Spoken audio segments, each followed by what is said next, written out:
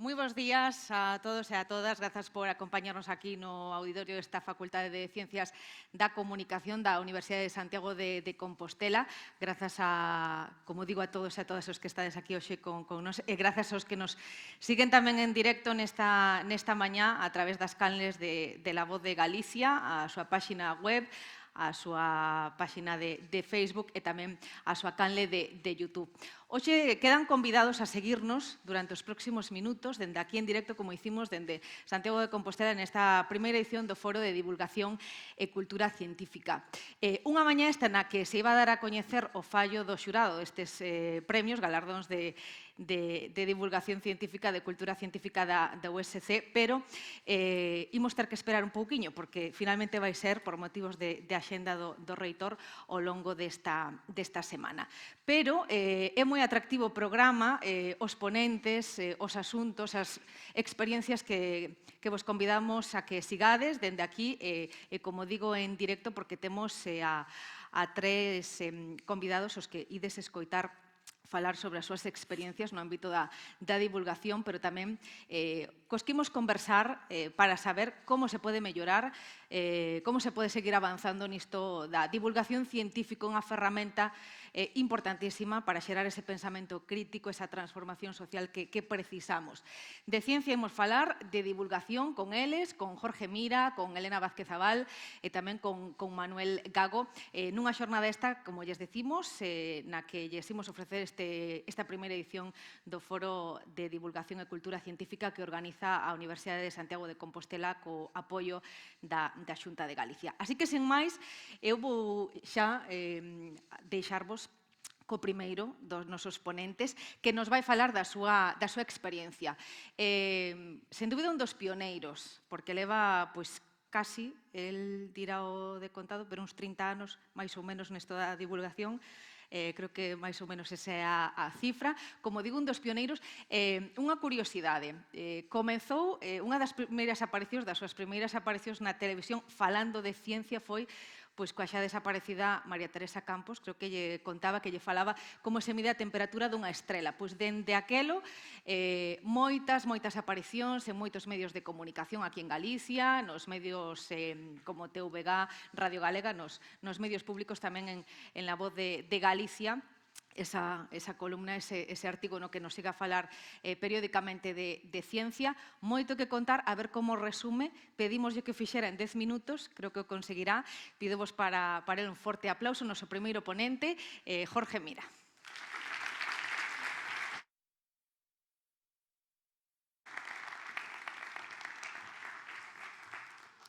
Moitas grazas, María. Parabéns a La Voz de Galicia, a Universidade de Santiago, vicerreitora que está por aquí, o xerente tamén vin por aí, Ignacio Carballo, xente moi destacada, ves incluso altos cargos da TVG no seu momento, profesores destacados, un saúdo para a xente que nos está a ver dende as redes. Non son tan vello, porque claro, falas de 30 anos, pero o caso é que vou vos contar aquí algo así como batalliñas do avó.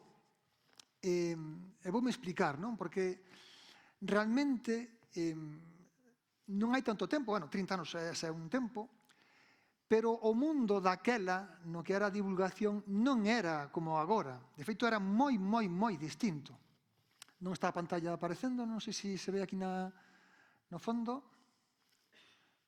Solamente vexo aquí, necesitaría vela, solamente por streaming.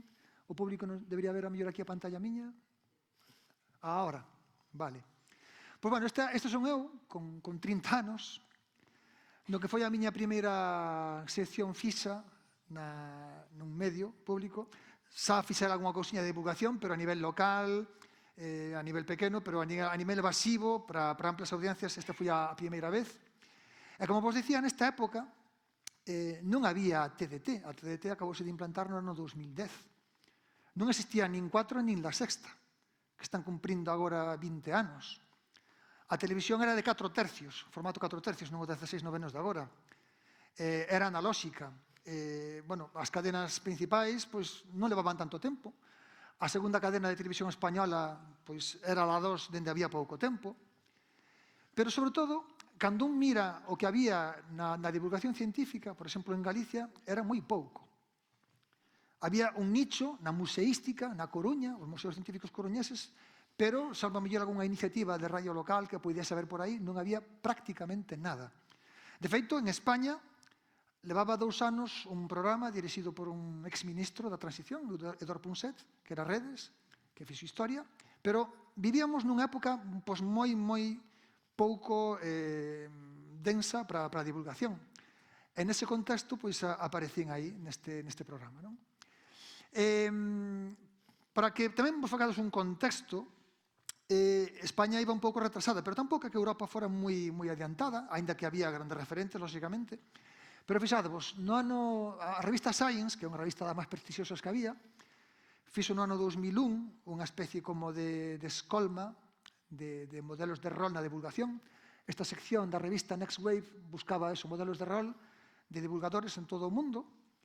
E un día chámame porque en España pensaban que eu podía ser ese modelo de rol, como mestura de divulgador e de científico ao mesmo tempo.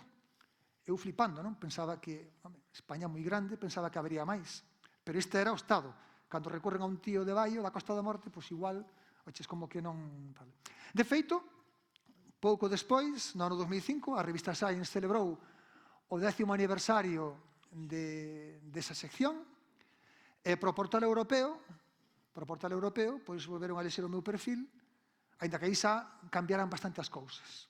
Entón, para que vos poñades un pouco no contexto da pouca cousa que había. Por certo, estas seccións enlazaban ao portal da revista Science e facíanche dentro unha especie de entrevista e tal.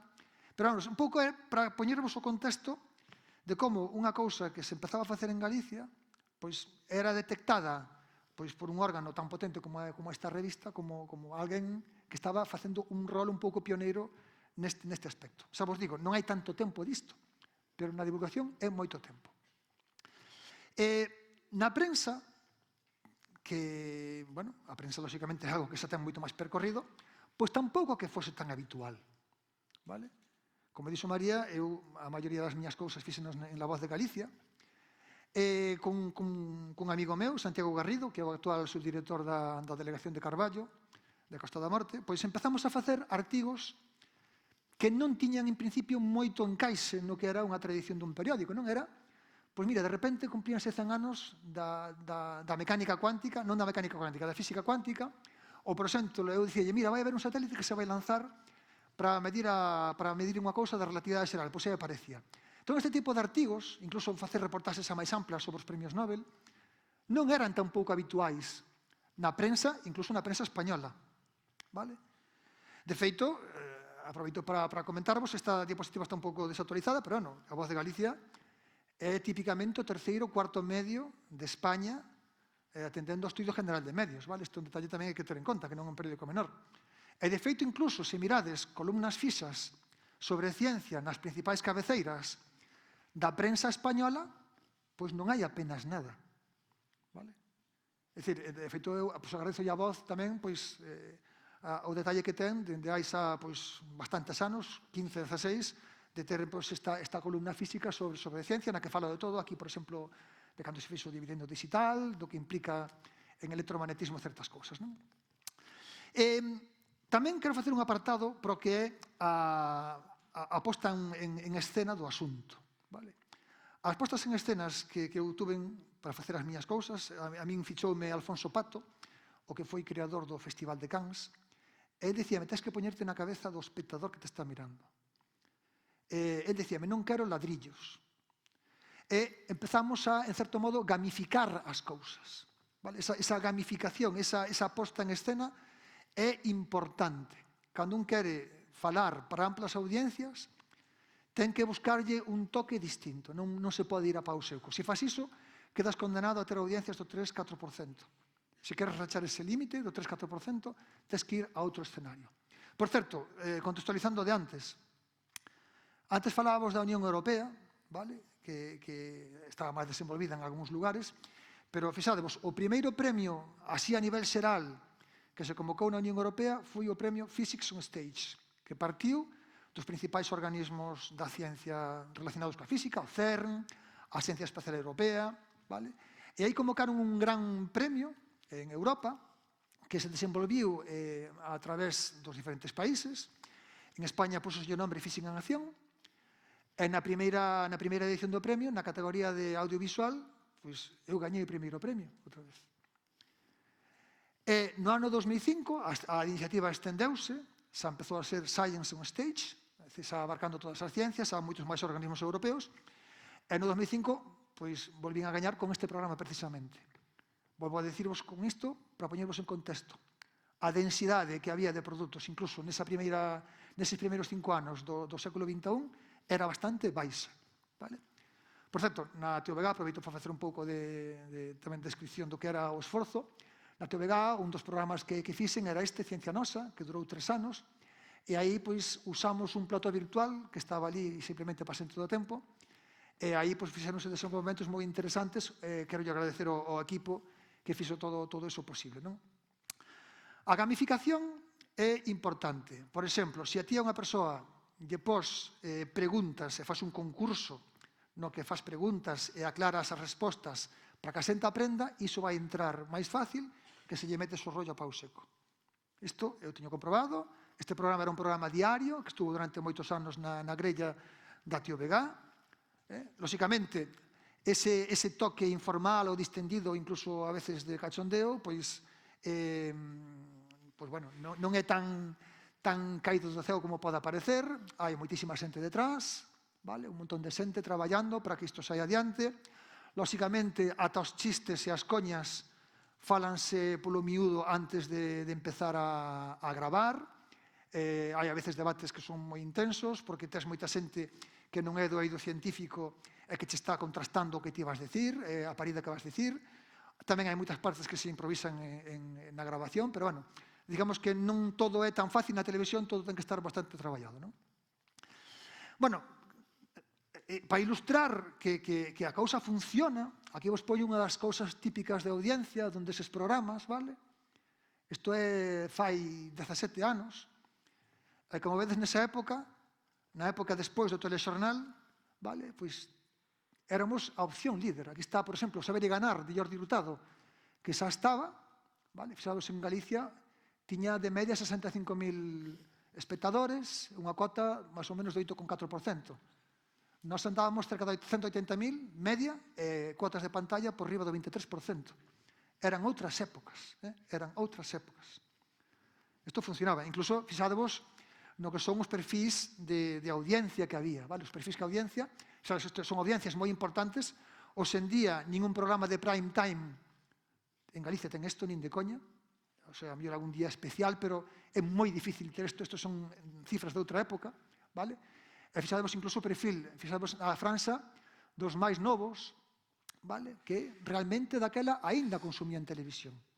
Hoxe en día iso produciuse o cambio. A xente ahora xa vai máis por redes, pero a xente daquela consumía aínda moito televisión, incluso nestes fragmentos. Esa tendencia de audiencia mantívose bastante. Eu creo que hasta antes da pandemia aínda se mantiña. Por exemplo, este é un dos últimos diarios que fixen, que era o Como un Allo, que se emitiu hasta a pandemia, e despois empezou a emitir semanalmente hasta que se acabaron os capítulos grabados. E fixados, isto debe ser no ano 2019, pois aínda tiñamos cuotas de pantalla moi potentes, de 13 e pico, que para ser a época que eran moi interesantes. Na radio o percorrido era moi parecido. A miña primeira sección foi no ano 2000 na Radio Galega, con Paco Lodeiro. Esa foi a primeira sección en galego de ciencia fixa na radio en galego nesta comunidade autónoma. Parece mentira, pero non había nada ata esa época. Quero, por suposto, agradecerlle a todos os equipos cos que estiven. Empecé con Paco, despois pasei con María Solar, Super Piñeiro, pasei por todo o mundo. Esa sección, quero tamén agradecerlle a Radio Galega, mantívose dende aquela e segue estando agora, os sábados, no Galicia por diante fin de semana, con Isabel Pichel. Vimos antes aquí, tiñamos unha imaxe, isto é no estudio do Galicia por diante de Kiko Novoa. Aquí temos a Sir David Attenborough, que é un dos grandes da BBC, un dos grandes da historia da divulgación científica. Está a piques de cumprir 100 anos. Está aquí porque foi Premio Fonseca do programa Conciencia. no ano 2010. Isto de poñerlle tamén caras ás persoas, a grandes referentes, axuda moitísimo. Ti cando falas con alguén que tivo relación co cinema, fai pouco aquí estivo Kip Thorne, o Premio Nobel de Física, que foi un dos pais desa famosa película chamada Interestelar, e contaba como fora o proceso de elaboración do guión. Entón, ele dicía o traballo que levou iso, falando con Spielberg, despois con Christopher Nolan, como foi evolucionando a idea, e como eles dicían que sí, a idea está ben, pero ten que haber unha historia humana detrás para que a película funcione. Temos que poñer caras. Isto de poñerlle caras foi moi patente, por exemplo, cando trouxen a Stephen Hawking. Esta foi unha entrevista que se metiu na Tío Vegá, foi tamén histórica, era a primeira entrevista que creo que concedía en España. Por exemplo, Heinrich Rohrer, foi o primeiro visitante do programa Conciencia de Premios Nobel, pois isto foi o Bos Días, o Bos Días da Tío Vegá. Lóxicamente, estes inicios do programa Conciencia de visitas de Premios Nobel á Universidade de Santiago foron algo que o petou bastante. Ti cando pos unha persoa no centro, a xente enfoca nesa persoa certas cousas e fai que a mensaxe cunta moito máis. Por exemplo, neste caso de Eiichi Negishi. Tamén, lóxicamente, hai que buscar unha proxección que vai alén das túas fronteiras, para que o que se faga aquí salpique fora. E isto implica que tes que facer amigo dos xornalistas, tes que crear unha especie como de grupo que siga estas actividades. As rodas de prensa deste programa de Premios Nobel son moi intensas. De feito, algún dos Nobeles tenme comentado que fora das rodas de prensa das posteriores a levar o Nobel, din que as rodas de prensa que hai en Santiago son as máis intensas que eles recordan. Isto é algo que é bastante digno de eloxio. E, de feito, isto, por exemplo, levou a que a propia Fundación Nobel fixese un dos actos do programa Conciencia, fixémolo a medias. Eles teñen unha acción moi parecida do programa Conciencia, chamase Nobel Prize Inspiration Initiative. Isto foi no CIMOS. Este é o director da área de comunicación da Fundación Nobel, de Nobel Media, Adam Smith. Esta señora é Premio Nobel de Medicina, May-Britt Moser. Lóxicamente, isto fai que este tipo de imaxe, este tipo de iniciativas percorran o mundo. Seguimos falando desta xente destacada e xa empezo a cambiar para outro tema que quería sacar moi brevemente, que é como evolucionou a percepción pública de certas cousas e como nos estamos desviando. Este señor, Premio Nobel de Medicina, foi un dos participantes do programa Conciencia no 2014. El foi o que descubriu que o cancro de colo de útero é un cancro que ven de fora, é dicir, que ven polo virus do papiloma. Cando un señor penetra a unha señora, ese señor no seu pene ten un virus do papiloma, esa señora pode adquirir ese virus e, se non se cuida, pode acabar en cáncer de colo de útero. E poñemos aquí este señor, porque nunha das rodas de prensa que deu, el dicía, eu quero falar moito dos antivacinas. Grazas a este señor, puserase en marcha a famosa vacina do papiloma, que as menores de 30 anos todas tedes, seguramente. El, daquela, estaba empezando a sentir o alento desa xente que está en contra das vacinas. Eu dicía, pero vamos a ver, en España, por favor, pero como vai haber antivacinas en España? Casi nada. Poderá haber algún pirao, pero nada máis. Pois, bueno, a primeira na frente. Fixadevos como cambiou a taxa de rechazo da vacina contra o papiloma en un período de 2015 a 2018. E isto é un cambio que se está acelerando. Ao longo destes 30 anos, ao estar, digamos, nunha posición pública na que te ven, cheganche mensaxes de pirados. Eu teño unha carpeta enorme que fun coleccionando e foi unha mágoa non ter rescatado todas as que me chegaron, porque vedes como é o animalario humano. Pero a taxa de pirados que se fan visibles é cada vez maior. Eu diría que cada vez maior dende a pandemia. De feito, cousas como esta. Sentes que che din que a terra plana. Ou este, Piers Corbyn, que é o irmán, por certo, de Jeremy Corbyn, o que fora líder do Partido Laborista, un famoso meteorólogo. Pois o tipo dicindo que a pandemia era unha simulación, o tipo negando que existe o cambio climático.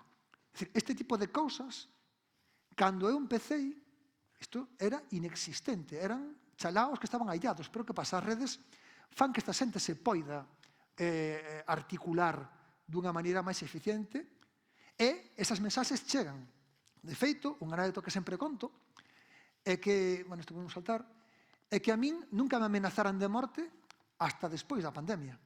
Dicir, eu tiña a miña actividade, facía cosas, hai xente que, pois, bueno, que non lle caes ben, xente que lle caes moi ben, pero este punto, non, de que directamente che digan estas cousas, e outras peores, de amenazarte de morte, bueno, pois a mí non me ocorreu ata despois da pandemia. Eu estuve no comité da COVID, do Goberno de Galicia, para facer o cálculo de como analizaba a pandemia, de como iba a pandemia.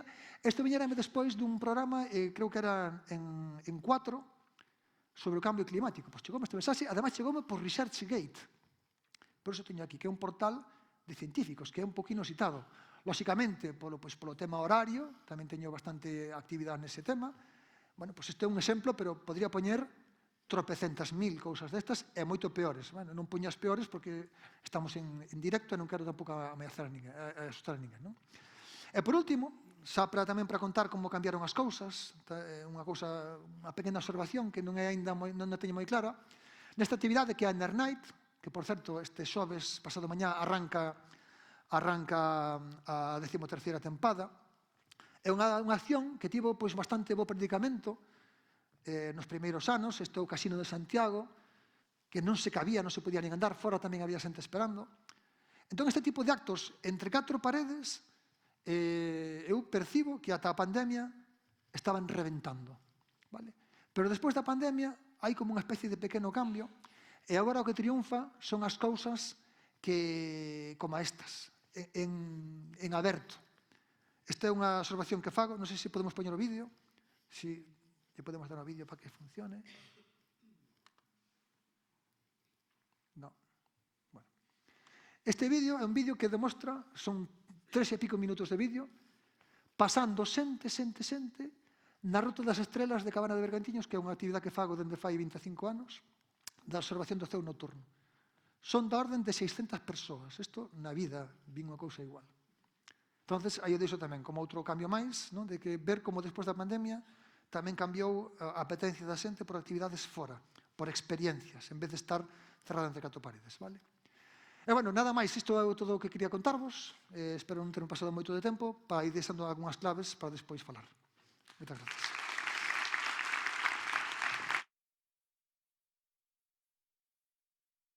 Bueno, pois deixou varias claves, efectivamente, un repaso por esa traxectoria, porque estes 30 anos dan para moito. Despois profundizaremos, como vos decía no inicio, cos nosos 3 relatores, profundizaremos aínda en que se pode facer no futuro para seguir aínda pois con esta divulgación, como se está a facer a divulgación, seguir con esta tónica coa actual. Imos con Manuel Gago, xa o coñecedes, profesor de Ciencias da Comunicación e director de culturagalega.gal. El comentábame antes de comezar que unha das principais reflexións para el do cambio, de como mudou e como cambiou esa percepción da xente que fai divulgación e como mudamos nós tamén como sociedade, como persoas, como público a hora de atender tamén este tipo de cuestións, de prestarlle atención a este tipo de cuestións. Apaixonado tamén de outras facetas, ámbitos gastronómicos, literarios, quizás tamén fale un pouquiño de todo isto, nunha ponencia que lle vamos tamén prestar toda a atención, así que Manuel Gago, outro aplauso para él.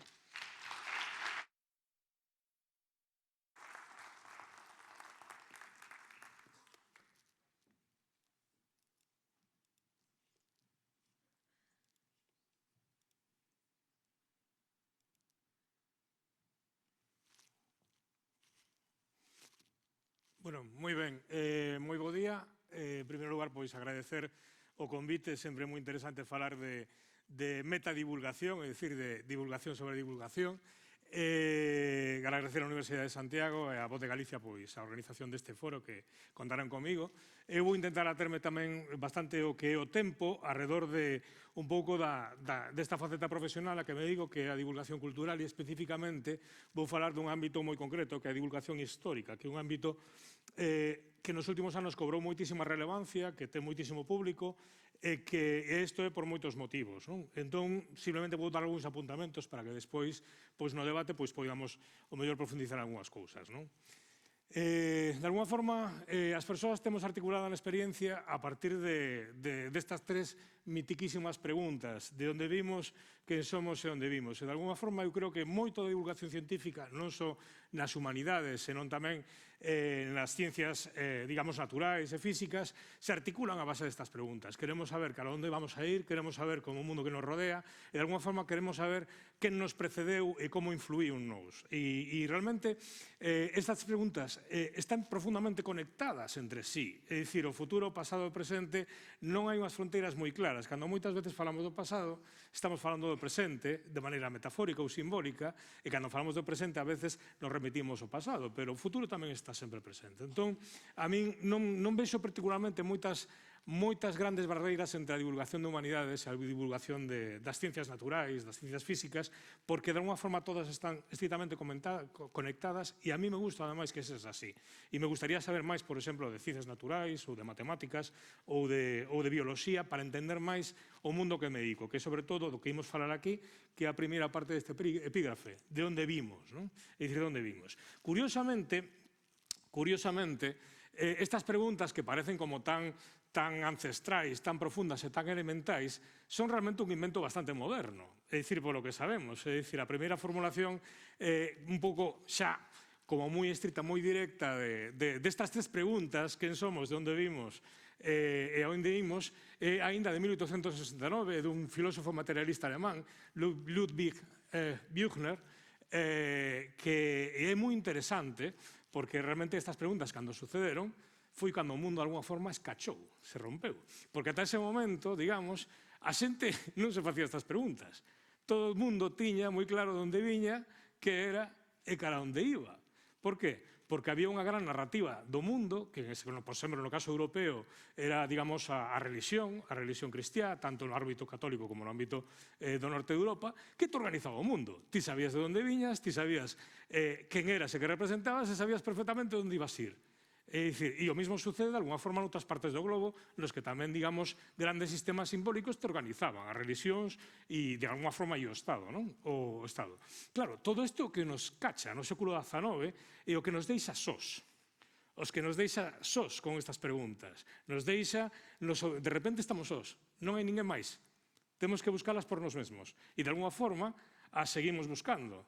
E as seguiremos buscando no futuro, durante todo este tempo. Non? Pero a demanda de ter unha resposta articula moito, de ter unha resposta clara, de ter unha resposta definitiva a cada unha desas preguntas articula moito. Tamén poño aquí unha cousa para que vexades esa relación entre ciencias dos que falaba antes. Si a primeira formulación filosófica como moi expresa desas tres preguntas foi en 1869, moi pouco despois, que realmente por onde se popularizou, se fixo popular, esas preguntas saltaron a outro ámbito, que é a pintura de Gauguin. Un dos grandes pintores do século XIX, é dicir, fai este enorme cadro que seguramente tedes visto moitísimas veces, que representa un grupo de xente nunha illa do Pacífico, e aí está na esquina de todo, d'où venus nous, que som nous, ou allons nous. É dicir, de onde que somos, de onde vimos, que somos e de onde imos. E aí, cando estas preguntas, de alguma forma, a arte recolle o espírito do seu tempo, o transforma, moitas veces a arte ve moito máis alá que outra xente e nos devolve esas preguntas, e esas preguntas se fan tremendamente populares cando entran nun formato que vai máis alá do formato científico específico, que era o libro. Entón, de alguna forma, vamos a falar desto, de como as ideas trasledan a outro lugar e se colocan a outro lugar.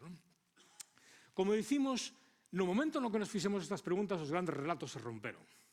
Pero seguimos buscando eses grandes relatos. Outro día lle deron o Premio Príncipe de Asturias a un filósofo, que é Byung-Chul Han, que defende que necesitamos estar outra vez nun gran relato. Que é unha cousa terrible. É dicir, porque estar nun gran relato significa estar nun relato controlado por un grupo pequeno de persoas no que te organiza o mundo. Pois lle deron o Príncipe de Asturias a un filósofo que defendía iso. E isto se ve en todos os elementos. Isto que vedes aquí é un castro, o castro de Castrolandín, en Cuntis é un exemplo dos numerosos castros que hai no país. Cando ti estás ensinando un castro, cando estás falando un castro, cando hai unha campaña arqueolóxica e a xente vai a velo, e hai moitísima xente que vai ás visitas das campañas arqueolóxicas e se interesa por todo o que está sucedendo, hai todo un movimento de persoas en Galicia, de moitas persoas moi interesadas en todo o que aparece na arqueoloxía. E ademais, en este momento en Galicia vivimos nun boom de excavacións arqueolóxicas. Ti o mellor estás ensinando o Castro, estás ensinando a nova excavación, e cando abres unha quenda de preguntas, a primeira pregunta que che fan é: bueno, pero somos celtas ou non somos celtas? Non unha pregunta calquera, porque detrás desa gran pregunta está o gran relato.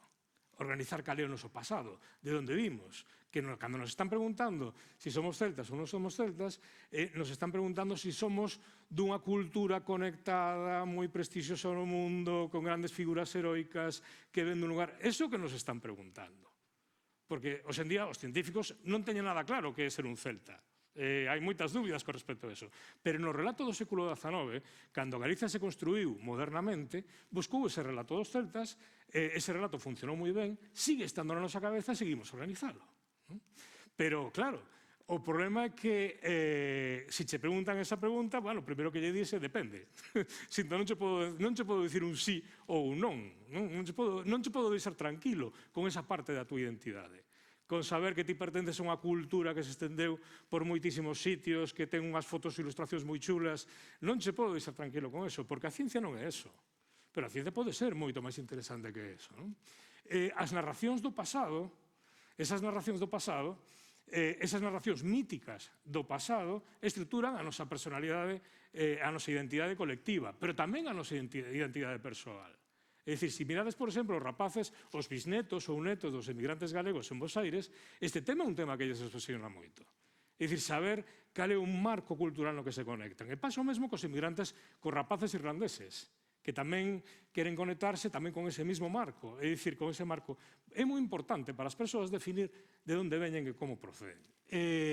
Isto sucede de dúas maneiras, non? É dicir, aquí á dereita vedes a mítica construción mítica do século XIX, Xoana de Arco, que é a gran figura histórica construída polo Estado francés no século XIX como un pouco símbolo da nación francesa. Unha delas, unha das grandes figuras, pero unha figura moi importante, porque os estados no século XIX, en Francia, no Reino Unido, en Alemanha, en Italia, construían figuras, construían relatos míticos que organizaban eso. Pero tamén ese fenómeno non só pasa aí, tamén pasa no mundo tradicional.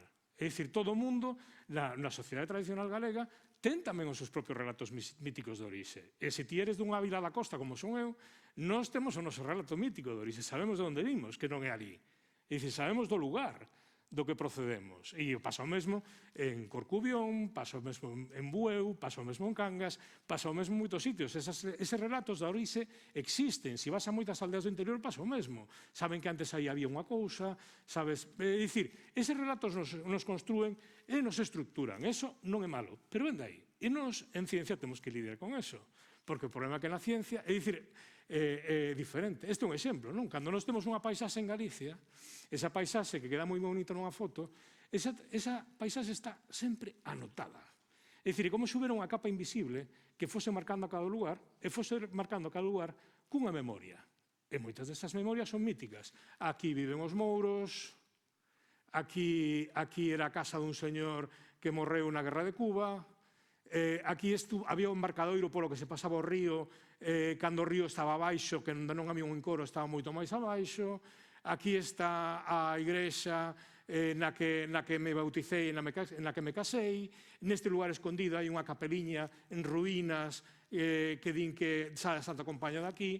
É dicir, todo o territorio no que estamos anotado está marcado.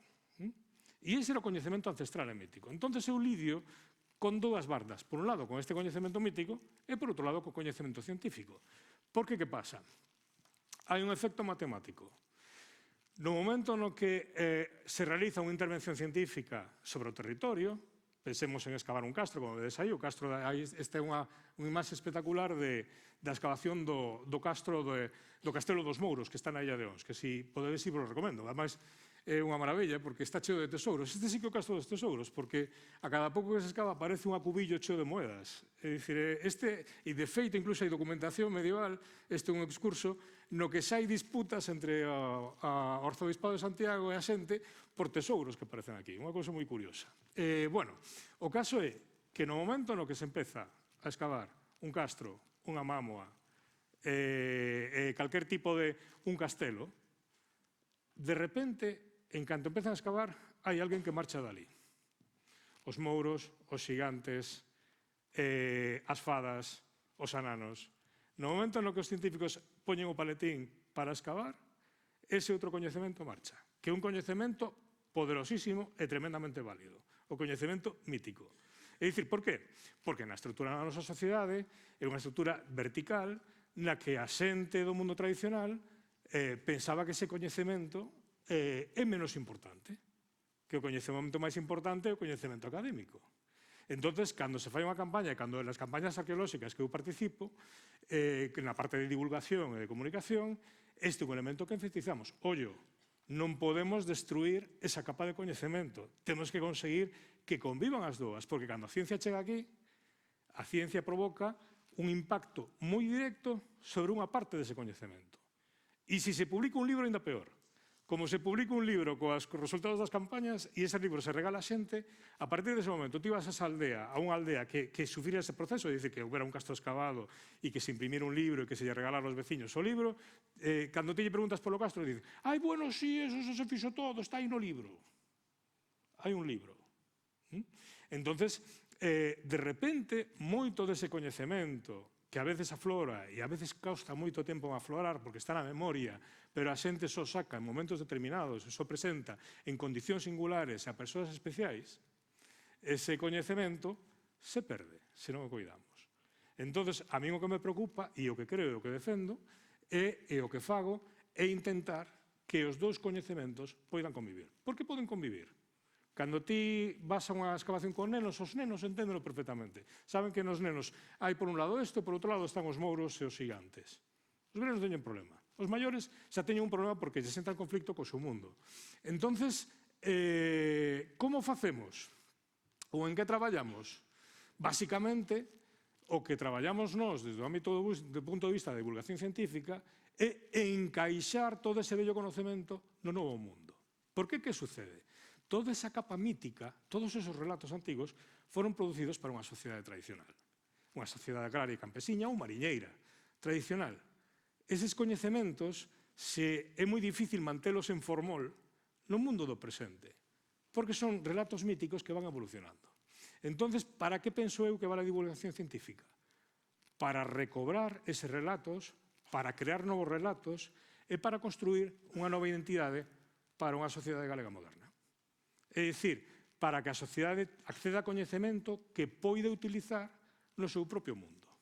E moitas veces é fascinante como cando faz unha excavación arqueolóxica e van aparecendo datos, a xente vaise quedando cunhas cousas ou vaise quedando con outras e te das conta de que as historias que les prefiren dentro do que os científicos excavan ou do que aparece, as historias que les prefiren teñen que ver con explicar o seu propio mundo ou atopar unha justificación para o seu propio mundo. Porque a xente funciona así. Na polémica actual que hai sobre as eólicas, un comportamento moi interesante de moitas comunidades rurais que teñen monte, que estaban afectados polos parques eólicos, foi ir ao monte a buscar petróglifos. Por qué? Porque os petróglifos lle daban poder, e lle daban valor, e lle daban protección. Ese é un uso do pasado. As persoas estamos usando todo o tempo pasado para os nosos intereses. E para min a divulgación ten que ver con devolver un patrimonio cultural que moitas veces no tránsito entre o mundo rural e o mundo moderno quedara esquecido, traelo de novo a vida e darlle un novo relato. E a ciencia nos permite iso, de moitas maneiras. Non só recuperando os vellos relatos, senón construindo novos relatos basados na ciencia. A forma na que eu teño de facelo ou a forma na que nos traballamos é a través de innovar en formatos digitais. Por que confiamos moito no digital? Primeiro, porque son un friki, pero segundo, porque o digital nos permite conectar directamente aos equipos científicos, ás unidades científicas, coa audiencia. E non só iso, se nos permite traballar con un elemento moi importante que é a audiencia de nicho. A audiencia de nicho no ámbito da divulgación científica é moi importante porque é o que lle poderíamos chamar os early adopters, os usuarios da adopción temprana. É esa xente máis interesada no patrimonio cultural a que despois exerce de motor para cautivar outra xente, para atraela, para funcionar co boca a boca. É dicir, na medida en que moitas veces este tipo de contidos non acaban un espacio habitual grande nos medios de comunicación ou os medios de comunicación non se dan conta do potencial que teñen, para nós traballar directamente ca audiencia, comunicar directamente co público, facer un medio cálido, construe outra relación distinta. Por exemplo, eu nas excavacións arqueolóxicas sempre defendo, fomos traballando formatos para comunicar en vídeo todos os días. E fomos un pouco perfeccionando o formato de como comunicamos se hai cobertura desde a excavación, que non sempre hai, pero moitas veces sí, e innovamos formatos. E nos dimos conta de que esa comunicación en vídeo que facíamos todos os días ás 12 da mañá e que quedaba colgada, valía non tanto para público novo, senón para aquel público vello, que era o que tiña relacións máis estreitas con eses lugares, os vellos que sabían do castro, pero que xa non tiñan mobilidade como para poder acceder a él. E entón se produciu un fenómeno maravilloso que era que os netos lle puñan o vídeo aos vellos. E nesa comunicación quente, próxima, casi íntima que se daba entre a excavación e a xente, xurdían máis historias. E os netos subían ao castro e dicían: o meu avó contoume isto, ou díxemo que vos contara isto, que miredes ali, do outro lado, debaixo daquel penedo, que ali onde estaba a fonte da Moura. E iso sucede coa comunicación digital. Unha comunicación de ti a ti, directamente, moi próxima. Neste momento é un elemento moi importante, é dicir, como vos decía, a divulgación histórica atopou un nicho enorme na rede. E hai moitísimos intereses detrás desto. E detrás das grandes narrativas, toda narrativa ten unha intención. Todo mito ten unha intención. Todo mito está construído de acordo con unha ideoloxía. Entón, neste momento, hai moita xente gastando moito pasta en crear mitos de todo tipo. Este é un exemplo moi mítico que podedes ver incluso en canales que hai tempo eran prestigiosos como Canal Historia ou similar, no que vedes este tipo de afirmacións dos ovnis que fixeron as pirámides. Non? E entonces isto dos ovnis, dos marcianos, que fixeron as pirámides, fainos moito jijijaga e tal. Pero detrás deso hai un relato ideolóxico, que a xente dali non o puido facer. Eso tuvo que vir alguén de fora. Eles non puderon facer eso.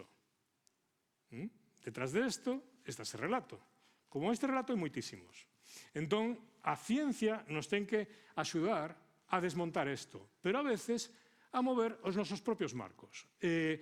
A miña intención, moitas veces, non é construir o relato final, porque non se pode construir na ciencia. Non ten sentido construir un relato final. A miña intención é defender que o interesante é o proceso, o camiño de búsqueda, o forma na que te atopas, é dicir, aínda que nos desafíe, aínda que nos rebenta a cabeza, aínda que nos tumba as crenzas, que o fascinante, o apasionante é ese camiño. E o bo que teñen os medios interactivos é que é un camiño que científicos e cidadáns poden emprender xuntos. Porque os rapaces, a xente, desde a súa casa moitas veces colabora con nós, nos pasa información e esa información é reprocesada e a veces dá lugar a algo importante. É dicir, é un camiño que podemos facer xuntos. Entón, a clave de onde vimos é que vimos que non nos sabemos, pero nesa búsqueda estamos todos implicados. E iso que nos permite a divulgación. Moitísimas grazas.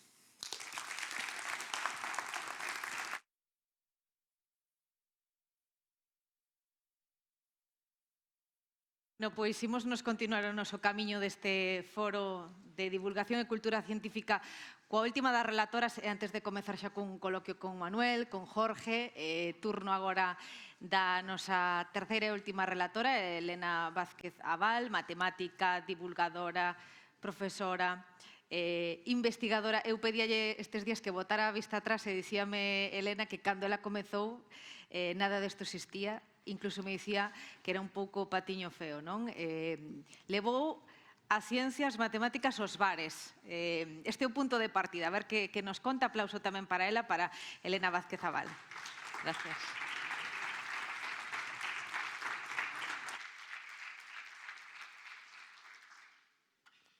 Permitidme, pero eu dependo moito dos aparatejos.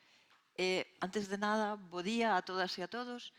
Gracias por haberme dado este honor de estar falando con vos e contarvos un poquinho da miña divulgación. Vou a intentar é isto, poñerme máis a unha altura decente. Como decía no anuncio deste foro, queremos que a divulgación sexa para todos e todas. Non? Eu vou a tratar de falar deso. A miña divulgación é un pouco máis, como diría eu, máis de casa, máis cercana. É dicir, eu non teño influencias en grandes medios de comunicación, e, ademais, é unha temática un pouco problemática. Entón, vou enfocar isto da seguinte maneira. Cando buscamos na real... Ui, isto non pode ir para atrás? Vale. Vale, perfecto. Eu busco que quere decir a divulgación na Real Academia Galega. E aí tedes unha definición: dar algo ao coñecemento do público, facer que o coñezca un gran número de xente. Ben, eu este algo o teño claro. A materia que máis lle gusta a todo o mundo. Encántalle. O sea, é dicir que vas a falar de matemáticas e xa tes público na sala. Está clarísimo.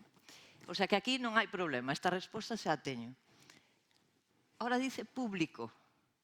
Vale, que público? A quen lle vou a contar as cousas? Pois vou intentar demostraros que eu, a pequena escala, intentei facer isto con moitas clases de público. Facer que coñeza. Iso xa é máis complicado. O sea, hai que ver como poder actuar para que estas cousas podan chegar un pouquiño. E me dicen lugares. Pois hai montones de lugares onde se pode divulgar. E iso vou demostrar aquí. Pero vou-vos a facer un pequeno relato. Eu empecé no ano 2002. Montei, xunto co decano, o profesor Viaño, naquel momento, unha especie de asignatura de libre configuración, que a xente da hora non sabedes o que é, pero consistía en unha conferencia cada semana ou cada 15 días na facultade con unha temática de matemáticas, pero un poquinho distinta. Como vedes por aquí, eu que sei, cousas como os números e o cerebro, o mente, realidade virtual, montones de cine, de todo, tiñamos conferencias. E, por casualidade, entre ese tempo, contactaron comigo estes dos divulgadores científicos galegos que son unha verdadeira maravilla. Entonces, convencéronme para que me metera nun lío destos gordos, do que non me arrepiento en absoluto, un lío no que disfrutei como unha enana, o sea, foi algo fantástico, que se chamaron os cafés científicos. Vale? En que consistía isto? Pois, como vedes aquí, íbamos por pueblos, Lalín, o sea, sitios onde non había demasiada comunicación científica. Lalín, Redondela, Narón, o sea, recorremos Galicia. Non só éramos nós, eu iba con Casto e con Goldi. Entón, eu falaba de matemáticas, Casto, como buen divulgador, falaba de cerebro, porque é neurocientífico, e Goldi era un actor que nos, digamos, metíamoslo de vez en cuando con unas pequenas pingadiñas para que a xente se entretuera. Isto fixémoslo durante varios anos. Aí tedes a Casto. Bueno, Vicente tamén en alguna das ocasións tamén nos axudou. En que consistía o asunto? Pois a Xunta nos subvencionou para ir a estos cafés. Tiñamos dous grupos, un era o noso e outro máis que levaba Xurxo. Chegábamos ao café, invitábamos a toda a xente que estaba ali a un café, que era o que nos pagaba a Xunta, cafés, non pagábamos outra cousa. E que pasaba? Dabas o café co cual a xente se quedaba no bar. Se quedaba no bar, sacábamos todos os nostros cousiñas e empezábamos a falar. E a xente se quedaba. O sea, ademais, como éramos dous grupos, o que iba a primeira semana creaba caos na aldea ou no pueblo. Pero a segunda semana xa sabían de que iba. Entonces, chegabas e veías os vellos xogando as cartas e se quedaban a oír cousas bastante alleas a eles. Un sitio dos máis agradables que estuvemos, para min, que falo moito de mapas e de xeografía e cousas desas, foi en Cangas. A xente, os mariñeiros que había por ali estaban felices. O sea, de ver a unha persona que se supoñía que viña da universidade, que era moi importante, non sei que, falando de cousas que eles lle sonaba, os nomes que eu usaba. Bueno, pois xa vos digo, esta foi unha das experiencias millores que tuvemos. Despois de aí, se me meteu nas venas a droga da divulgación, entonces seguín con moito de cousas. Invitarme, por exemplo, a algo que funciona moi ben, estas conferencias de Panel Science, ¿no?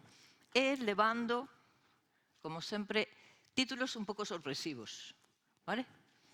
De feito, en esta charla, pues, era así, un pouco sexy.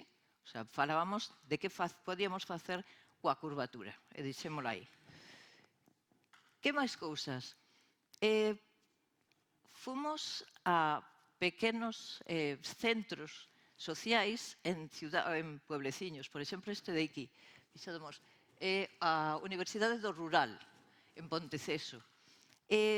Dimos unha conferencia, pois, como vedes aquí, sobre bioloxía, sobre matemáticas e sobre cerebro tamén.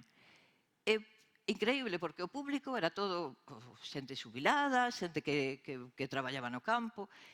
Esta cercanía para poderte preguntar, a mí me resultou moi agradable, sobre todo as mulleres. Había mulleres que decían, se eu hubiera podido, hubiera estudiado matemáticas.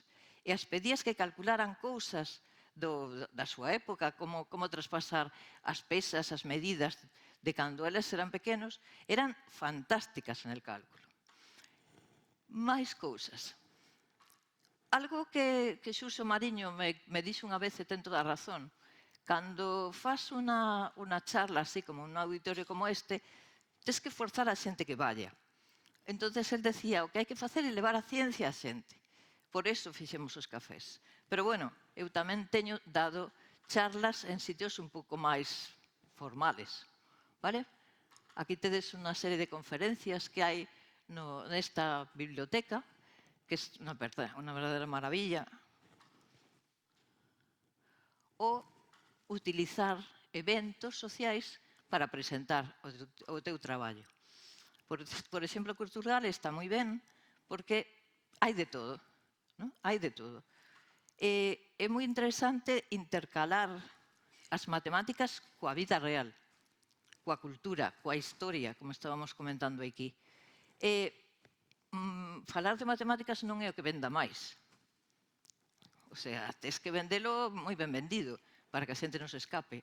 E tes que facer algo que dice Sáenz de Cabezón, que non sei se conocedes, que é un divulgador de matemáticas, dice que, bueno, que ese miedín que este tan, cando estás contando matemáticas, tes que aguantalo un poquinho. Bueno, pois aquí tedes, no Culturgal, conferencias para público grande, deste estilo, con diversos temas.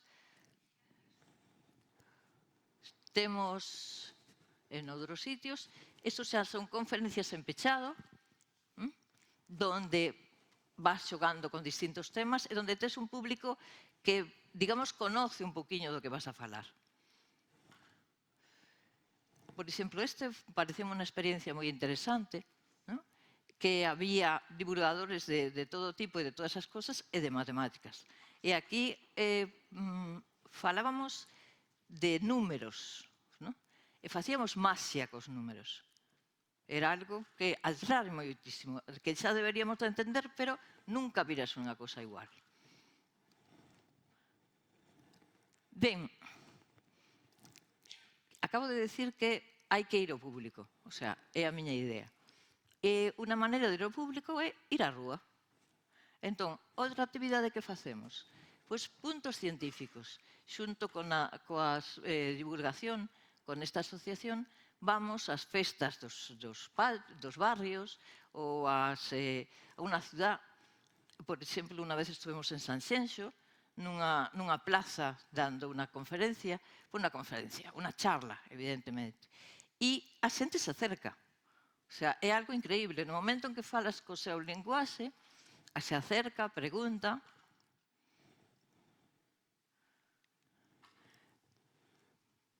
Fixados que isto é como un titiritero. Tedes que perdonar, pero estás diante de público tan exixente e de divulgadores tan tal, sécame a boca. E máis o catarro.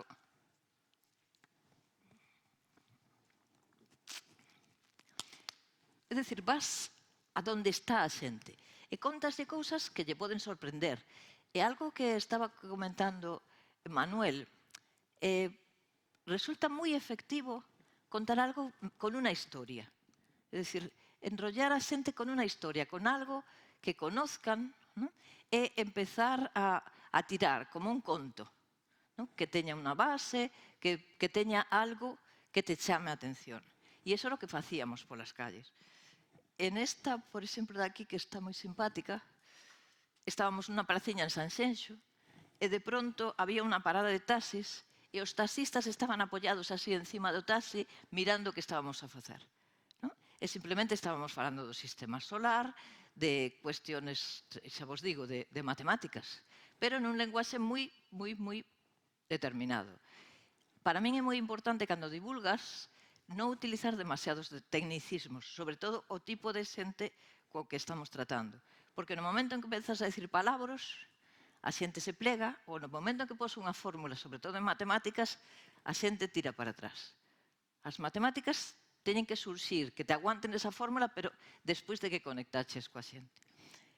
Mais cousas. Chegou o internet.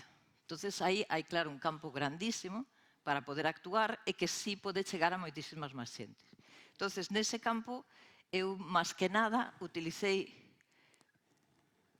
este xogo que creamos fai unos anos, donde é un xogo totalmente libre, non tes que descargalo no ordenador, e consiste en combinar un xogo de, non sei, o Hex é un xogo de estrategia, tes que facer unha serie de...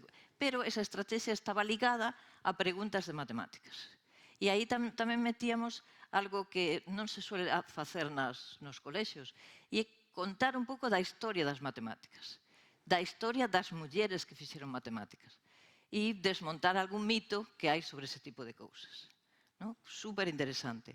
O sea, a relación das matemáticas coa historia, co griego, con todo tipo de letras que nos estamos utilizando, é algo que é moi rico a hora de facer. Que máis cousas temos? Os vídeos.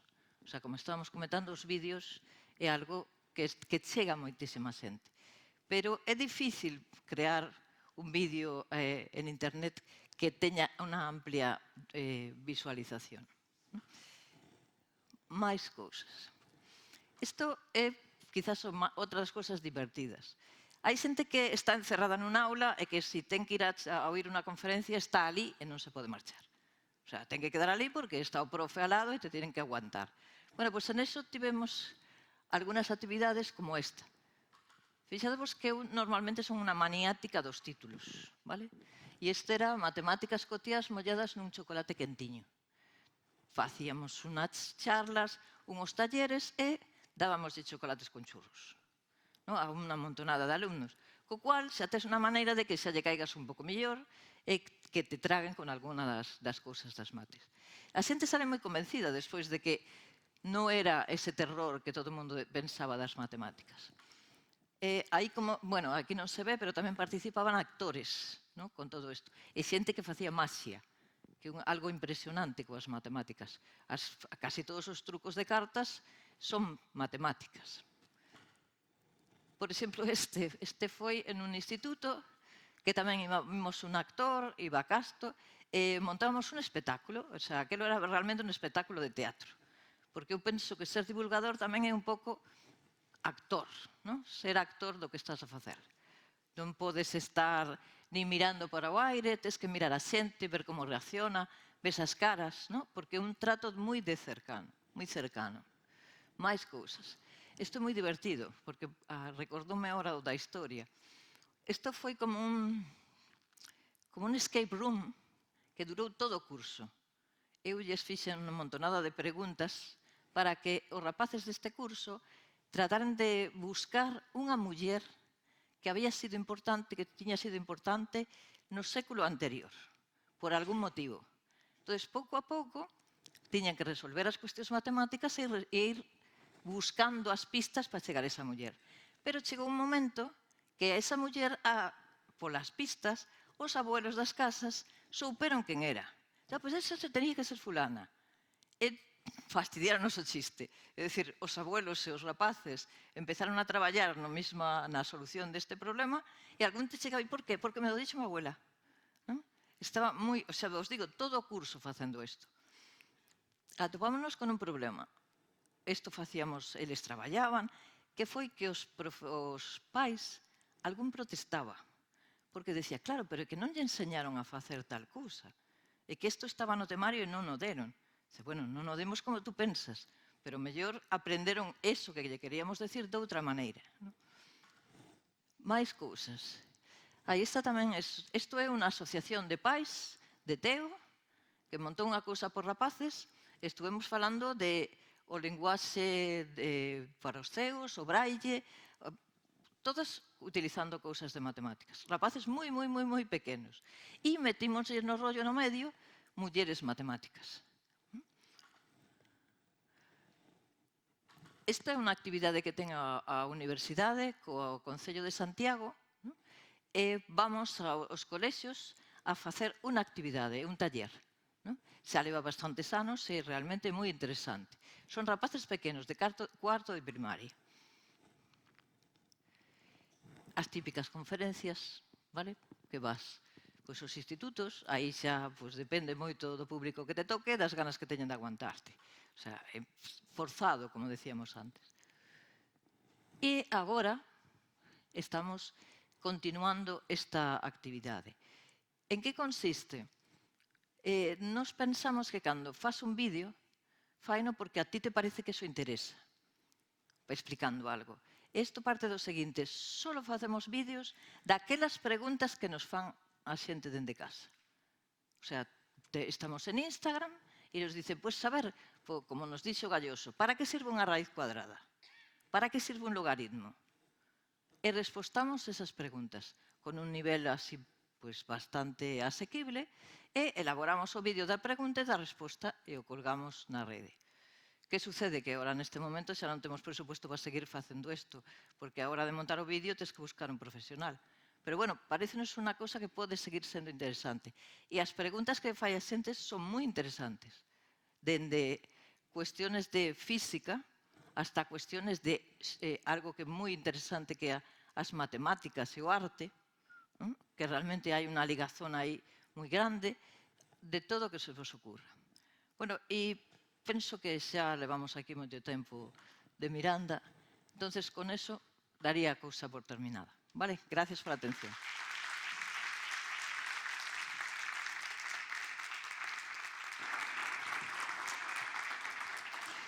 Bueno, pois Elena vai quedar comigo por aquí durante uns minutos. Tamén imos convidar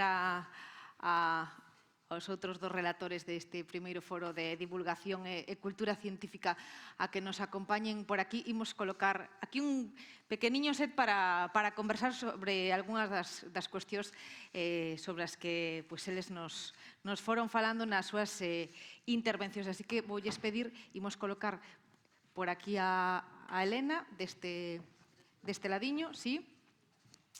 E voulle pedir a Manuel e a Jorge de novo que nos acompañen por aquí e imos dedicar pouquiños minutos e ademais os que quedades por aquí é posible que teñades tempo tamén para participar se así o considerades. Igual tedes cuestións, por aquí Manuel, cuestións para plantexarlles a eles tres que son os protagonistas deste foro. Grazas aos tres por botar a vista atrás, non? E lembrar para todos nós como foi a vosa historia. Diríades que neste momento, neste presente xa, a divulgación científica é absolutamente para todos, atende a todo tipo de público, que sí que se conseguiu iso, que era un dos retos importantes, credes que sí ou aínda non? A rede foi determinante. Eu comentaba antes as batallas do Abo. No ano 93 foi cando se fixo a primeira páxina web de Galicia, que foi a da Facultade de Física. Entonces, a web é algo novidoso, que estalou xa no século XXI a estes efectos, e hoxe en día hai unha hiperespecialización que permite meter contidos en todos os nichos. Aquí temos un exemplo moi claro, e isto fai que todo o abano que había antes, que era escasísimo, agora se abra moitísimo máis. Tamén é certo que iso é porta de entrada para que entren cousas que van contra nós. De feito, ao principio, cando eu empecé, estou xa falando do século XX, anos 90, pois isto para min era algo así como unha cousa anecdótica, bueno, que pode ser interesante, pero hoxe en día considero unha cuestión xa de militancia, porque agora estamos prácticamente nunha especie de batalla entre xente que di auténticas animaladas que tens que compensar de algún xeito. Digamos, a necesidade da divulgación eu non a vin tanto como nos últimos 5 anos. Fai 30 anos eu non a vía tampouco tan imprescindible, hoxe en día sí que o vexo imprescindible. Sí, eu creo que se deron pasos moi interesantes e moi amplos e de alguna forma se puido comprobar como había un interés por parte da poboación na divulgación, pero tamén os propios científicos foron asumindo os valores da comunicación pública e da necesidade de comunicar e transmitir o coñecemento. E iso se plasmou, ademais, incluso en mecanismos administrativos, é dicir, hoxe en día empeza a contar un pouco máis, por exemplo, nas convocatorias de investigación e de financiamento a saída pública dos datos e a comunicación que teñen nas investigacións. A propia administración valora, digamos, por exemplo, no ámbito arqueolóxico, é dicir, hoxe en día, prácticamente, boa parte das intervencións arqueolóxicas pagadas pola administración, a administración exixe que haxa unha conferencia de comunicación pública desa investigación, é dicir, como mínimo con unha conferencia ao público, como mínimo. Outra cousa despois como se faga, pero existe máis ou menos hai unha exigencia. E despois as propias universidades e centros de investigación se foron dotando de unidades de cultura científica. Que falta? Eu creo que aínda falta por amosar e demostrar que hai un mercado. É dicir, que hai moitísimas posibilidades por desenvolver, hai sectores nos que o mellor a comunicación, a necesidade de divulgación penetrou máis que noutros, hai sectores que o mellor consideran da investigación que consideran que neso non vai con eles, outros que sí que están moi metidos.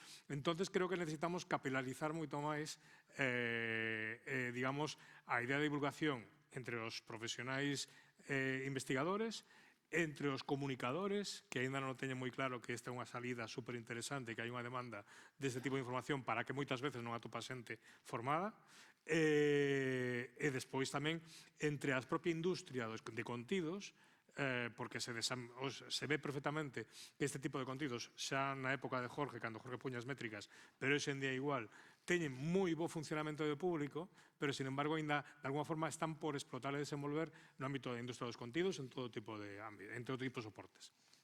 Como en todo, diferentes velocidades, non? Apunta Manuel, non sei se coincides, Elena. Sí, coincido totalmente. O que pasa que agora, cando estás traballando na universidade, en esa época, os compañeros, algún deles, pues decía, aquí está a loca do departamento, non? O que tonterías faz, para que te... O sea, non estaba valorado en ningún tipo, de ninguna forma. Ahora empeza a estar valorado. Pero eso de que, bueno, está aquí... Ainda hai comentarios?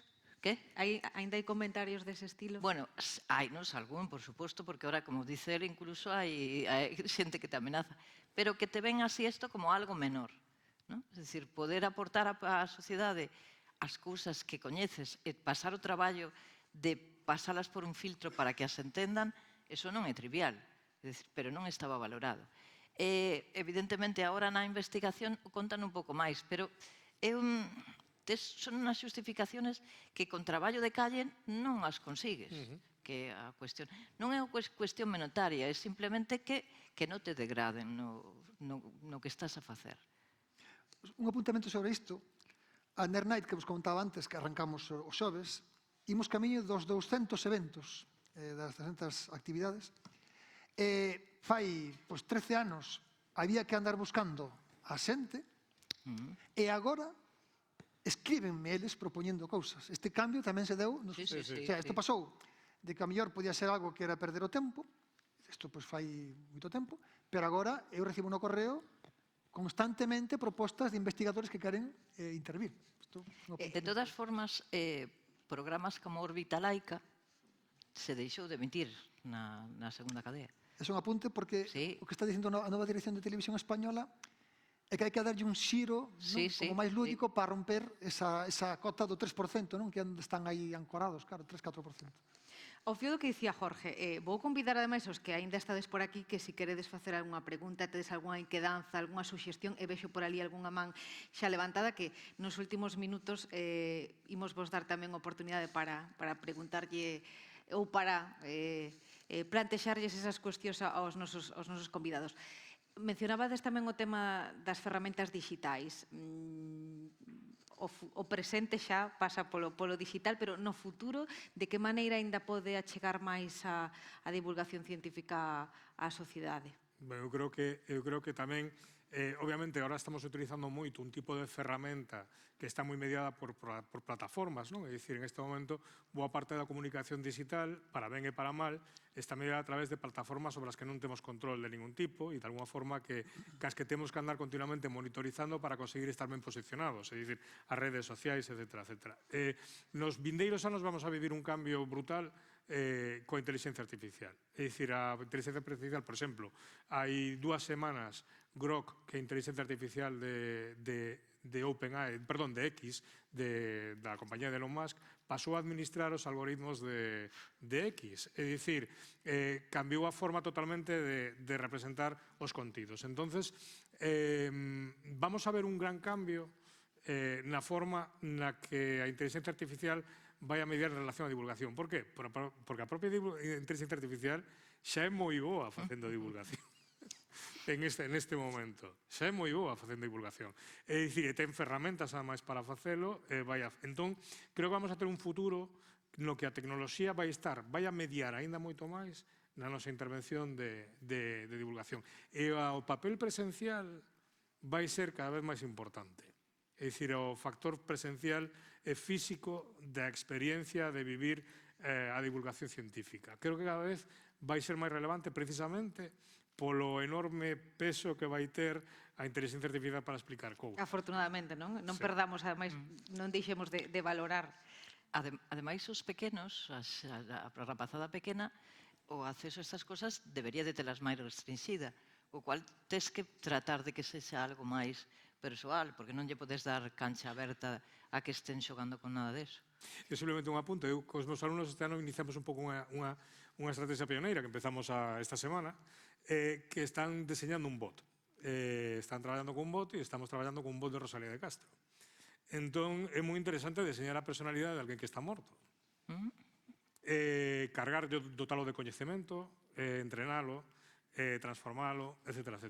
Obviamente, eso vai ser, e pouco a pouco, os bots van collendo personalidade, lle dicimos que se cabree cando se fale de alguna cousa, lle dicimos que se poña moi enfática cando fala de outra, a conectamos cos libros orixinais, levámonos a outro lugar. É dicir, é fascinante crear eso. Bueno, pois eso vai ser unha forma que no futuro vai ser un acceso a persoas, digamos, que se estudan totalmente radical e diferente, non? E posiblemente parte do noso traballo de divulgación teña que ver con traballar con este tipo de figuras e de conceptos digitais que tenemos que deseñar, digamos, casi de cerebro a máquina, é dicir, casi sin, digamos, dunha forma tremendamente psicolóxica. E parte do vosso traballo, tamén o mencionaba entre eles Jorge, vai ser no futuro combater pois esa desinformación, non? A través de información real, verídica, veraz. Ti mencionabas o que dicías que a partir da pandemia, non? Foi cando aínda máis esta pata da divulgación se fixo aínda moito máis necesaria. Unha parte clarísima do esforzo divulgador desta época vai ter que ser a verificación. O sea, o da verificación é algo que é imperativo hoxe en día. Hai cosas, porque ves cosas absurdas, pero que se coan en escenarios que a priori non serían sospeitosos. Vou che poñer un exemplo co tema horario, non? Un dos máis famosos bulos que eu combato é o tema de que a hora española é hitleriana porque Franco, aparentemente, no ano 1940, puso a hora de España no UTC máis un, UTC sería a raya de Greenwich, UTC máis un a hora máis, por simpatía con Hitler. Isto é un bulo que se insertou no ano 2008, que fixe unha plataforma abolicionista de certas normas horarias que temos aquí en España. Eu sei que non fixo, porque mandou PowerPoints a varios medios de comunicación, olvidouse de borrar nos metadatos o seu nombre. Eu afiei despois ao presidente desa organización este asunto, el reconociu, Pero o caso é que é tan absurdo, porque non hai máis que mirar como estaba Alemanha en 1940 como estaba España en 1940. En 1940, España tivera 12 cambios de fuso entre republicanos e nacionais, quedouse no UTC más 0. En marzo de 1940, España estaba en UTC más 0, é dicir, no do Greenwich. Portugal, Reino Unido, Irlanda e a Francia non ocupada estaban en UTC más 1, é dicir, Irlanda, Reino Unido e Portugal e España estaban ao revés do que están agora, para entendernos, vale? Ahora non estamos unha hora por riba deles, era ao revés. E Alemanha tiña UTC máis 2, que para entendernos sería a hora de inverno de Grecia. Entón España, non en 1940, se un lee o BOE que se publicou ese día, pois cámbiase para adecuarse cos europeos que estaban alrededor. É dicir, con ese cambio, España púxose na mesma hora que Portugal, que Reino Unido, que Irlanda e con Francia. Pero, aínda despois do cambio, non estaba igual que Alemanha. No diario El País, falamos do primeiro diario español por EGM, vale? O venres da fin de semana antes do cambio de hora que tuvemos agora, unha redactora na edición impresa del País apuntábase a ese bulo. Apuntábase a ese bulo, dicindo outra vez, franco por simpático, o típico bulo, pero, por favor, se é tan fácil como preguntarlle a alguén en Alemanha que hora tiña Alemanha en marzo de 1940, vai dicir, tiña UTC más 2, España tiña UTC más 0, e ao cambiarse seguiu estando mal. Se eu me digo, poñome a mesma chaqueta que a ti, pois o primeiro que terás que ver é que chaqueta tes ti, e a ver se a miña chaqueta é igual que a que tes ti, porque se ti tes unha chaqueta distinta da miña, evidentemente non me cambiei para poñerme como a ti. Entón, esta verificación, que é tan absurda, tan estúpida, pois é tremendo como está ancorada incluso ao punto de que nun medio de comunicación líder deste país como é El País hai unha redactora que mete iso na edición impresa. Eu non sei xa como que facer.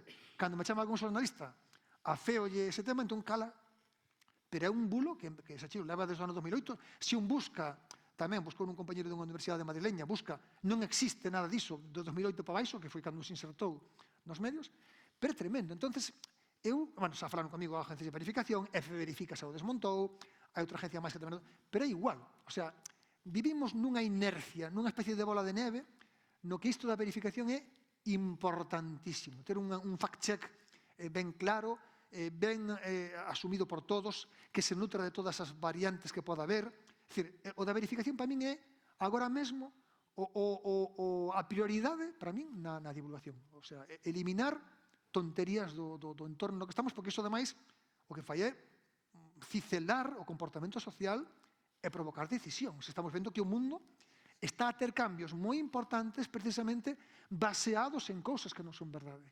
Isto é tremendo, non? Isto é tremendo, é un gran perigo para min. E o público, os lectores, os ointes, sexa do medio que sexa, da canle que sexa, que lles recomendaríades aos seguidores de divulgación científica deste tipo de cultura? Enriquecer sempre, dicir, hoxe en día temos a posibilidad de acceder a moitísimos divulgadores diferentes e fontes de información diferentes. É moi importante configurarse un feed rico, con diversidade de voces, e a ser posible con voces que poidan discrepar entre sí, que poidan elevar argumentos entre sí. Eu creo que o gran traballo que temos hoxe en día é recuperar a dúbida. É dicir, a xente ten moitas ganas de ter certezas, as certezas están ben para algunhas cousas, pero é moi importante manter aínda o principio da dúbida, e gozar da dúbida, gozar do beneficio da dúbida. E eso fortalece a nosa democracia. E en este momento creo que hai moita xente que intenta atopar solucións moi simples a problemas moi complexos. Entón, a universidade, a investigación, a divulgación están para iso, para decir, ollo, o que ti te parece tan sinxelo, non o é. É dicir, a veces sí, a veces pode haber solucións sinxelas as cousas, por suposto, pero o que debemos instalar é a dúbida sobre todo ese tipo de principios. Elena, temos un auditorio para iso, ademais, con preguntas que agardo cheguen de contado, pero trátase diso, non? Claro, o que pasa que, por exemplo, na miña materia, as matemáticas son, é dicir, algo... Podes ser de unha escuela diferente a hora de considerar a lógica, pero, digamos, son irrebatibles, o sea, son demostracións. Agora, eso sí, hai cousas, como ese bulo hai, por que non hai premio Nobel en matemáticas? Non sei se o vichedes alguna vez. Sona vos eso. Sabedes que non hai premio Nobel en matemáticas. Pois o bulo é que Unha cousa de faldas. sí, exactamente, cosa de faldas. Que nese momento, ese é o que dicía a xente, o que levaría o premio Nobel era un matemático que decían que estaba liado coa novia de Nobel, cosa que é totalmente mentira, non?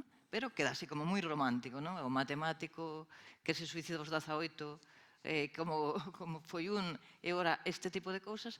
Entonces, eso tamén, a xente non conoce cal é o Gran Premio das Matemáticas, por exemplo. Pero mira, que se é irrebatible, cuidado, Tamén é irrebatible que a Terra é redonda. Xa, pero Pois mira a cantidad de xente que che di que a Terra é Pero plana. é increíble que algo que conocían xente fai miles de anos se dude agora. Que se dude incluso das fotografías que se fai, que agora que podemos velo dende fora. Que non se foi a Lúa. Sí, cosas, sí, sí. O sea, son irrebatibles, pero... Por exemplo, un aspecto interesante nisto e que eu sempre insisto, non? É dicir, é que 100 anos de ciencias sociais deron para algo. Hoxe en día sabemos que o que está detrás dese pensamento, é dicir, sabemos, é dicir, nós, como digo, os seres humanos nos comunicamos de maneira simbólica moitas veces a través dese tipo de relatos. Cando alguén nega que a Terra é redonda, detrás deso hai todo un perfil sociolóxico, ideolóxico, que nos quere contar cousas. Entón, unha cousa que a xente lle fastida moito que lle expliques por que pensa o que pensa. É dicir, eso, e moitas veces facer ese exercicio é moi importante, saber por que pensamos o que pensamos, por que creemos o que creemos, de onde ven a raíz da nosa crenza, que, como digo, nunca é inocua. Entón, creo que en este momento é necesario que a xente poida entender eso, que se a xente lle contan que a Reconquista foi de tal maneira e que os moros non sei que e todo isto, como se estuéramos no ano 42, que é algo que está en este momento sucedendo, Sí, sí. é dicir, se está metendo moitos cartos por parte de xente, algunha pública ou non, en volver a idea de historia de España que había no ano 40, é dicir, se fan eso, que é o que está detrás diso. Entón, desde o punto de vista das humanidades e das ciencias sociais, é dicir, se dispoñemos de ferramentas moi claras para poder, de alguna forma, comprender o contexto no que se forman eses discursos. A piques de rematar, tiña por ali unha man levantada, non sei se algunha máis, algunha por aquí, vou vos plantexar o último e xa lles deixo ao público que sexan eles os que vos transmitan preguntas, inquedanzas, o que eles desexen, suxestións. O último, brevemente, que estrategia plantexaríades para despertar aínda máis o interese do público en xeral, para que todo isto aínda medre máis, para que o seu impacto medre máis? A ver, para min, creo que a cuestión da verificación é importante, desmontar esa persoa de algún mito falso que teña, pero vamos, a guía que eu empecé fai moito tempo é tens que empezar conectando con esa persoa con algo que lle é familiar. É dicir, ti non podes empezar a saco porque non podes amputar a túa relación co telespectador ou co radio aínte. Isto é algo que teño que claro, é que hai que buscar sempre un fío de familiaridade, buscar un lugar común que che permita conectar. A conexión é clave. No momento no que se rompe o fío entre a persoa que te está vendo na tele contigo, iso acabouse. Entón, para min a clave é, creo que sempre será iso, buscar o fío con algo que a ti che sexa familiar. E estreitar, non, aínda máis esa relación, ese vínculo, Elena. O apoio dos medios de comunicación, o feito de que se vea nas televisións e que se lea nos periódicos, cousas de divulgación é moi importante. Despois, para a divulgación máis cercana, un pouco a axuda económica da propios organismos do Estado. Porque, por exemplo, iso que contaba antes, que tuvo un éxito terrible dos cafés científicos, que chegou a ir por toda Europa pois, polas, como se chama, institutos Cervantes, non costa nada, é dicir, que pides e non hai maneira de que consigas nada. Non sendo por convocatorias nacionais que son complicadas, que te están atando demasiado. Entonces, un pouco máis de inversión para a comunicación así directa. Recursos, non? Para todos. Claro. Precísanse... Pasa que hai ese tipo de cosas atomizouse moito, non? Claro. Atomizáronse moitísimo, non? Ese tipo de eventos, houve unha explosión salvaxe dese tipo de actividades e iso tamén foi unha das novidades que houve nos últimos 10 anos, non? De como iso explosionou de unha maneira... A parte, tampouco chegas a tanta xente como para decir que eso é efectivo. É dicir, a xente agora que quere resultados. A quen lle importa que 10 personas dun pueblo de Lugo pois lle gustaras a tal Bueno, cousa. gañas en proximidade, non? Esa presencialidade que comentábamos Eu, antes. suscribindo o que din os compañeiros, para min a clave, máis que estender a divulgación científica, é estender a cultura científica. E eso, para min, polo menos no ámbito no que eu traballo máis, que son as ciencias sociais e das humanidades e a cultura, pasa pola participación cidadá. É dicir, nós temos proxectos de investigación nas diferentes ámbitos do coñecemento nos que é moi posible deseñar estrategias para que os cidadáns participen de alguna forma nese coñecemento. E cando un cidadán é parte do equipo, ou significa que ten contacto cos científicos, ve como traballan e van desenvolvendo les mesmos tamén pensamento crítico alrededor do que aportan e achegan e a forma na que os científicos traballan con eso. Entón, implicar a cidadanía non só como receptora, sino de alguna forma como axente constructor de parte do discurso científico, me parece unha forma moi interesante de diseminar ese coñecemento. Xa me das o pé, porque imos facer iso, implicarvos a vos, os que estades aínda aquí con nos neste foro, fomentar esa participación, así que esas mans por aquí vexo unha, por ali atrás outra, voulle pedir ao meu compañeiro sí que vos achegue o micrófono e rematamos xa con esas cuestións que queredes plantexar. Adiante. Hola.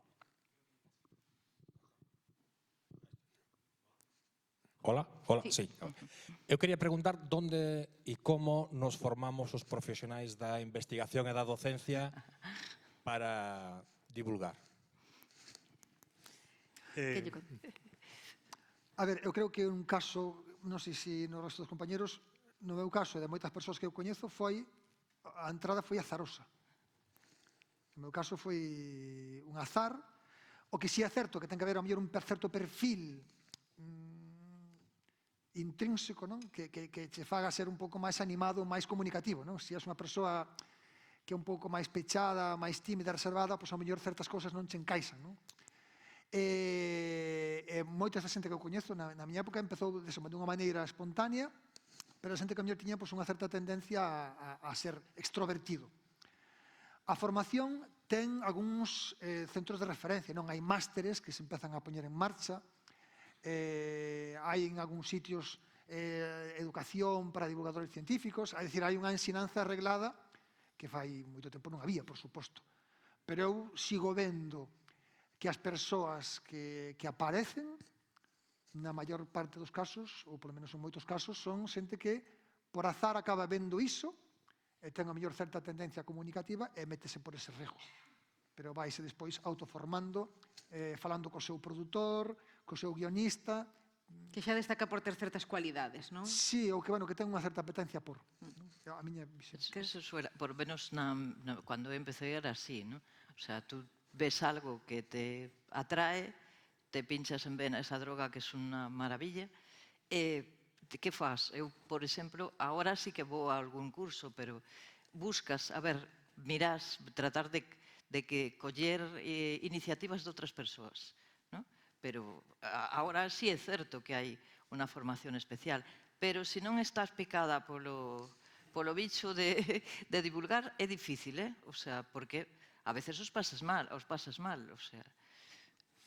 Eu recomendo tres cousas. A primeira, a formación reglada, que comentaban os compañeros e comentaba Jorge, porque comeza a haber másteres ou cursos de comunicación científica que se van convocando en diferentes lugares. O segundo é a educación informal.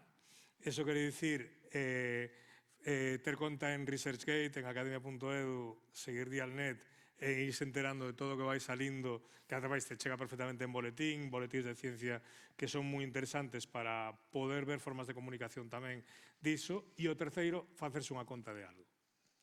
É dicir, facerse unha conta e empezar. E ao empezar, un vai a descubrir o máis interesante de todo isto, que é a textura e o espesor do público que te dirixes. E os límites do público que te dirixes. Entón, hoxe en día, temos, si experimentamos en algunha conta que fagamos na rede na que nos sintamos máis cómodos, comunicando sobre algo especializado, vamos a empezar a visualizar ese público que hasta ese momento é algo totalmente abstracto. Vamos a ver que o que lles gusta, que non lles gusta, que lles incomoda, que comparten e se sinten parte diso. E iso é algo que podemos facer desde o primeiro momento e combinar co resto da formación. O empuxón inicial é clave. Falábamos antes da Nerd Night, pois 150 persoas en algúns casos, houve que empuxalas a moitas delas a que deran. E despois ves, como despois de dar ese primeiro paso, que é o máis crítico, ao mellor vas vendo dentro dun meses e tal, vas vendo que fan un actiño máis, que fan unha conferencia aquí. É dicir, o empuxón inicial, eu teño visto a moita xente que empuxei, incluso no programa Conciencia, cando tes que ver a puñada alguén que ven ao carón do Nobel, darlle ese empuxón foi determinante para que en algúns casos acabasen creando unha carreira divulgadora. Eso eu sempre teño visto. O a patada inicial. Es que... Tiñamos por ali outra man levantada, imos con esa última pregunta, a ver se escoitamos. Agora sí. Hola. Mira, a ver, é unha pregunta ou un comentario que casi dá vergonza facelo, non? O sea, porque moitas veces comentamos de que parece mentira que no século XXI teñamos que vexamos que hai xente que é racista ou xente que hai homófoba ou xente que é machista, non? A min hai un tema que comentou un dato Jorge Mira e que por unha cuestión personal me chama moito a atención, que é o tema dos antivacunas, non? O sea, básicamente, porque eu teño, bueno, durante certo tempo colaborei en proxectos de cooperación internacional en países do terceiro mundo, en Ecuador, en Perú, na India, en Mozambique, non? E ali, como que non se cuestiona o tema das vacinas, non? Se eu falo ca miña nai, que ten 80 e nos cuantos años, que é unha muller da posguerra, non se lle ocurre cuestionar as vacinas, non? Porque canta xente desa época morreu por enfermedades que ahora mesmo son evitables con un simple pinchazo, ou canta xente de certa idade ten, ahora mesmo, podemos ver as secuelas do que era a polio, non? En cambio, o que vexo é que o problema é que cada vez vai medrando o número de xente que se opón ao tema das vacinas, o dato de Jorge era e tal, pero o problema que eu vexo, é que non me encontro con máis antivacinas, o sea, con moita xente que é antivacinas, con estudios universitarios e incluso desde posicións de esquerdas. O sea, que é un tema que eu, bueno, como tengo estudios universitarios e estou nesas posiciones, me chama moito a atención, non? Moitas veces digo que isto é unha patoloxía dunha sociedade de abundancia, unha sociedade de ricos, non? O comentario era, aparte diso, é que podemos facer desde a cultura científica, desde a divulgación, desde entidades como a Universidade de Santiago de Compostela, para combatir este tipo de cuestións, porque é verdad, cada vez que discuto con alguna destas personas, casi prefiro discutir a veces con xente con posiciones de extrema dereita, que a veces consigo algo, pero me costa moitísimo. Pois esa reflexión, Jorge. A razón é que o ser humano é un ser social que, dende hai moi poucos anos, ten unha nova ferramenta para se conectar con outros. Ti imagínate que és un pirado que vive nunha aldea remota do Courel. Tes unha ocorrencia rarísima, que extravagante. A masa social que te está rodeando nesa aldea vai te levar por rejo, porque a presión social é algo que nos educa e nos uniformiza, en certo modo, e nos pon, digamos, no lugar correcto. Pero, hoxe en día, ese pirado do Courel pode conectarse por rede con outro pirado dunha aldea da Costa da Morte ou con outro da Mariña. E eses pirados que ata agora estaban como máis aillados e acababan, por mor desa presión social, entrando no rejo, agora poden crear eles a súa propia sociedade de xeito que xa non se ve aillado e vese reforzado.